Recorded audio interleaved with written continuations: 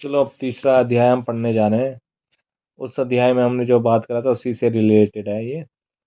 शिव गणों की बात सुनकर नारद जी वहां से उठकर एक पानी के भरे तालाब के पास जा पहुंचे। वहां जल के भीतर जब उन्होंने अपना मुंह देखा तो उन्हें अत्यंत आश्चर्य हुआ। अपने इस विकृत रूप को देखकर उन्हें अत्यंत क्रोध हो आया और उसी क्रोध में उन्होंने उन दोनों शिवगणों को यह शाप दिया। "अ- अरे मूर्खो, तुमने हमारा बहुत उपहास किया है। अंततः तुम दोनों भी छली तथा पापी हो जाओ। तुम अपने किए का फल पाओ कि जिससे जिससे फिर ऐसा नीच कर्म करने की तुम्हें हिम्मत ना पड़े।" नारद जी के मुख से इस शाप को सुनकर वे दोनों गण अत्यंत चिंतातुर हो वहां से लौटकर अपने लोक में जा पहुंचे और शिव जी की स्तुति करने लगे। इधर नारद जी भी कुछ देर बाद अपनी यथार्थ दशा में आ गए, परंतु उनके मन में यह विचार निरंतर चक्कर काटता रहा कि विष्णु द्वारा छल किए जाने के कारण ही मेरा यह अपमान हुआ है। अंततः यहाँ तो मैं विष्णु को शाप दूंगा, अन्यथा अपने प्राण त्याग दूंगा।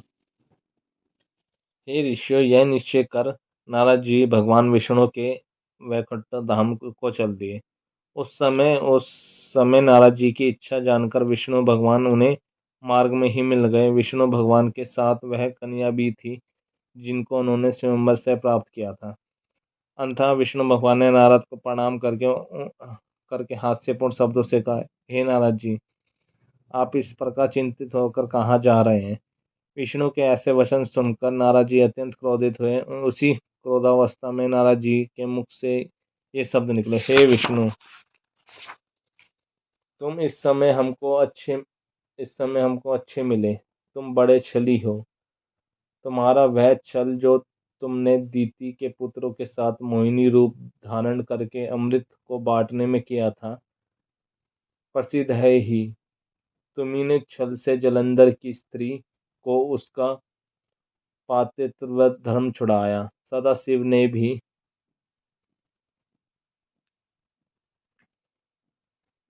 ने भी हमको वरदान देकर संपूर्ण सृष्टि को स्वामी बनाकर उचित नहीं किया है।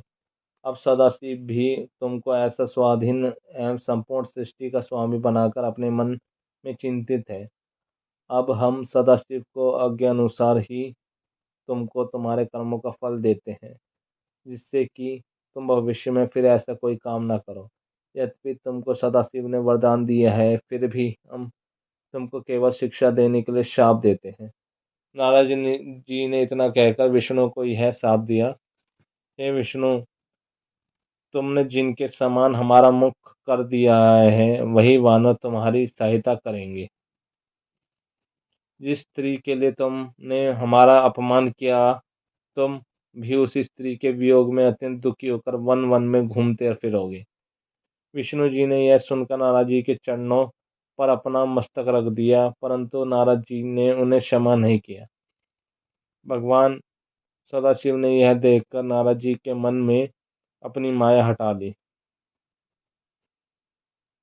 उस समय ना तो नारद जी की ही वह दशा रही और ना वहां कोई स्त्री ही दिखाई दी।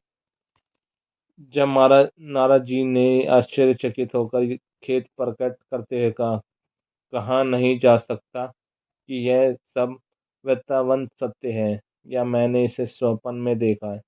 फिर आपकी माया अपरंपार है, जिससे हम जैसे बुद्धिमान भी भ्रमित हो जाते हैं। कहते हुए नारद जी विष्णु जी के चरणों पर गिरते हुए बोले, हे नारायण, आप मेरे शाप का खंडन कर दीजिए तथा जो कठोर शब्द मैंने कहे हैं उस महापाप के लिए मुझे क्षमा कर दीजिए। यह सुनकर विष्णु जी ने कहा, हे नारद, तुमने सदाशिव के वचनों की जो अवज्ञा की है, यह अब उसी का फल मिला है।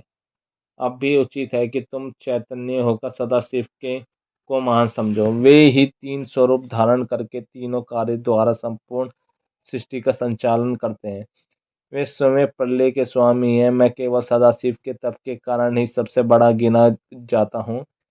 हे नारद, तुम उन्हीं सदाशिव की तपस्या करो, क्योंकि उनकी आराधना और तपस्या के बिना कोई भी परम पद प्राप्त नहीं कर सकता। अब तुम्हें तुम्हें उचित है कि सब कुछ त्याग कर सदा शिव का भजन करो एवं उनके सतनामों का जाप करो। वे ही मेरी शक्ति हैं। तुम हृदय में शिव जी के चरणों का ध्यान रखकर देशाटन करो, जिससे तुम्हें दुख न होगा। तुम्हारे लिए उचित है कि समस्त भूमंडल पर भगवान सदाशिव की महिमा देखते काशी जी को सिधारो। उसे रुद्र क्षेत्र, वाराणसी मुक्ति क्षेत्र तथा महामशान भूमि भी कहते हैं। इतना कहकर विष्णु जी अंतर्ध्यान हो गए और नारद जी सदाशिव जी के पास चल दिए। मार्ग में वे दोनों गण मिले और वे भी नारद के कारण में गिरकर क्षमा याचना करते हुए बोले, हे ऋषि राज, हम ब्राह्मण नहीं अपितु सदाशिव के गण हैं। हमने आपका बड़ा अपमान किया है, इसलिए हमें अपना दास समझकर कृपया करें, क्योंकि हमने अपने कर्मों को फल प्राप्त कर चुके हैं। नारद जी ने यह सुनकर खेद प्रकट करते हुए कहा, मेरी बुद्धि भ्रष्ट हो गई थी। सदाशिव की माया अपरंपार है। मैंने जो कुछ कहा है ये शिवगणों वह होकर ही रहेगा, परंतु मैं तुम्हें यह वर देता हूँ कि तुम दोनों भाई मुनि के वीर्य एवं राक्षसी के गर्भ से उत्पन्न होगे तथा बहुत प्रतापी होगे। संपूर्ण स्थिति पर विजय प्राप्त करोगे तथा अनेक प्रकार के भोग भोगकर ही भी सदाशिव की भक्ति से अचेत न होगे। अंत में वानर और मनुष्य द्वारा तुम मुक्ति प्राप्त करोगे।